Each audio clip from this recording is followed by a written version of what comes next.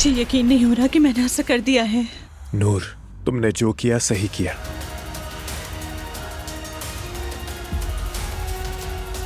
ये भी मेरी बेटी के लिए रब की तरफ से एक सबक है।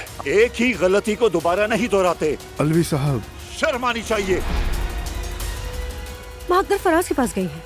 फराज इस वक्त घर पे है क्या? जब भी आप अपनी बेटी के पीछे पड़ती हैं तो रास्ता फराज तक न ले आया करें।